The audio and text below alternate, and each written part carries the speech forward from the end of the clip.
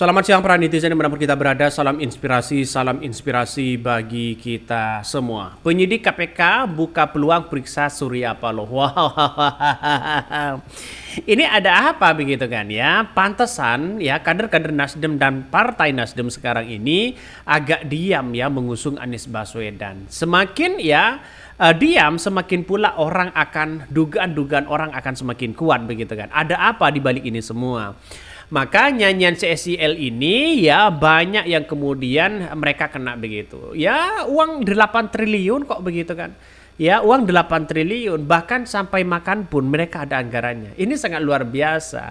Makanya ya hukum seadil-adilnya bagi negara kita begitu. Artinya secara tidak langsung nyanyian SIL ini akan kena begitu. Kabarnya ya si Surya Paloh ini kabarnya peluang untuk memeriksa Surya Paloh semakin lebar di situ untuk menentukan siapa di balik ini semua begitu. Dalam artian siapa yang memberikan uang ini akan diberikan ke siapa begitu kan ya.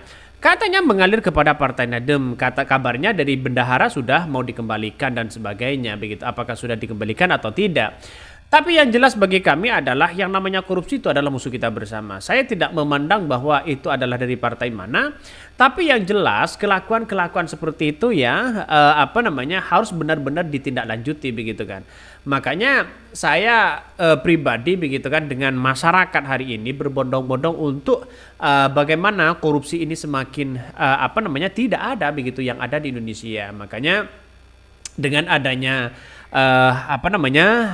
KPK ini harus benar-benar diberantas. Jangan pandang bulu di situ begitu. Ya karena mungkin ketua umum ini, ketua umum itu, partai ini, partai itu tidak ditindak begitu. Ini harus benar-benar ditindak begitu kan. Makanya ini harus gaspol di situ begitu ya.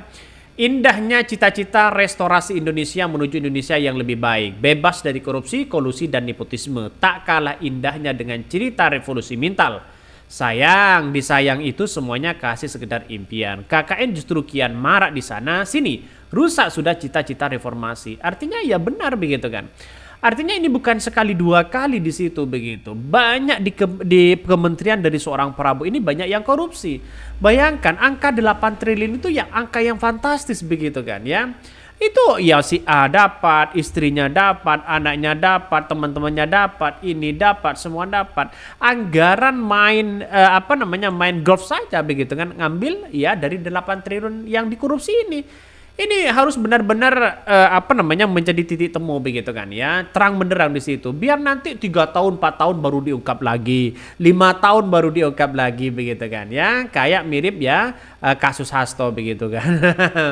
Mereka yang sudah ditahan begitu kan teman-teman Harun Masiku di situ begitu sudah mau keluar ya tiba-tiba muncul lagi. Ini kan gimana begitu kan.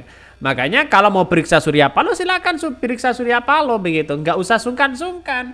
Ya karena semua orang berhak diperiksa begitu kan ya.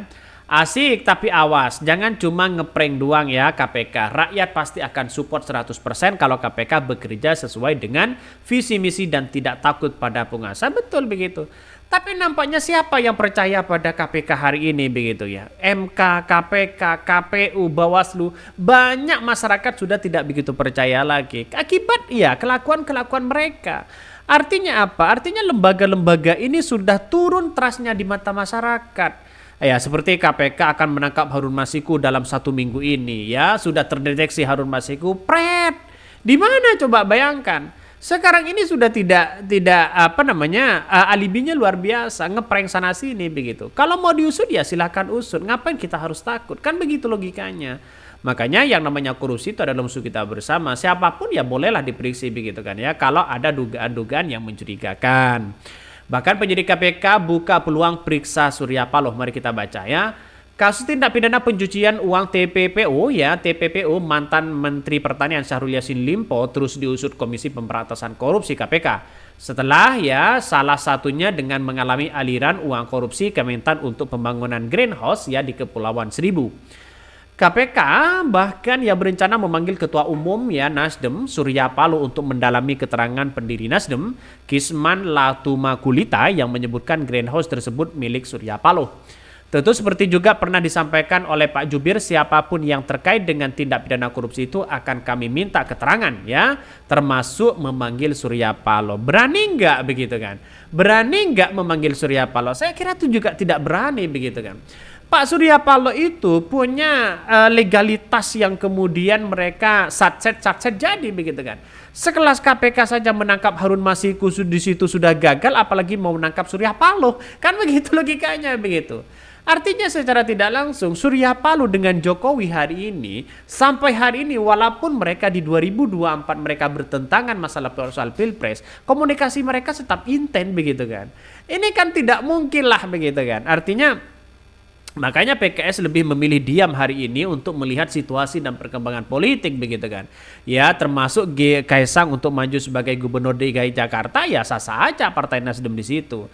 Makanya saya menganggap bahwa tidak mungkin akan memanggil Surya Paloh. Mana berani KPK memanggil Surya Paloh begitu kan. Surya Paloh itu bukan politik yang ecek-ecek hari ini. Mereka punya politik dan pengalaman yang sangat luar biasa. Apa yang kemudian mereka tuduhkan katanya begitu kan, ada soal masalah greenhouse dan sebagainya, uang yang kemudian mengalir ke situ, ya kita lihat saja apakah benar atau tidak. Nah kalau benar ya silakan KPK memproses begitu kan. Ya kalau tidak benar ngapain capek-capek ke situ. Secara logika seperti itu begitu kan. Makanya Surya Paloh itu bukan politik yang kemudian ecek-ecek. Lalu lantas kemudian ya KPK lalu menceritakan ya berencana memanggil Ketua Umum ya Nasdem Surya Paloh untuk mendalami keterangan pendiri Nasdem Kisman Latukahuma. Bahkan ya Asep juga mendapatkan informasi terkait pembangunan greenhouse ya di Pulau Balege dengan sumber keuangan dari Kementan. Bahkan ada yang mengatakan untuk itu kata Asep pihaknya akan mengalami hal tersebut ya di perkara TPPU SIL yang hingga saat ini masih dalam proses penyidikan di KPK. Jelas mereka silakan kalau mau diusut silakan begitu kan ya. Tidak ada yang repot sebenarnya. Tapi pertanyaannya KPK berani nggak untuk mengusut Surya Paloh di situ? Saya kira tidak berani mereka, hanya alibi begitu KPK hari ini. Karena KPK hari ini bisa diintervensi sana sini. Bagaimana bisa percaya terhadap lembaga KPK kalau di dalam tubuh KPK sendiri ya banyak yang melakukan korupsi, banyak yang melakukan pemerasan dan sebagainya. Masa masyarakat begitu percaya begitu kan? Jangan-jangan ini hanya gertakan saja kepada Surya Paloh begitu kan ya? Jangan-jangan ada orang yang membisiki ya gertak Surya Paloh agar mereka mendukung si A CB. Bukan, tidak mungkin hal seperti itu terjadi. Karena ini adalah politik begitu kan ya. Orang ditakut-takuti masalah soal korupsi. Kalau mereka tidak ada korupsi, tidak ada uang korupsi yang mengalir ke situ, ngapain kita harus takut? Kan begini logikanya. Makanya ya KPK hanya gertakan saja ya. Makanya lihat saja KPK apakah berani menangkap memeriksa Surya Paloh dan menangkap Harun Masiku. Mereka tidak akan berani karena mereka tidak punya kekuatan ya di balik ini semua begitu. Mungkin itu yang kami sampaikan. Tonton terus channel Hodari Podcast Rakyat ini, jangan lupa di subscribe.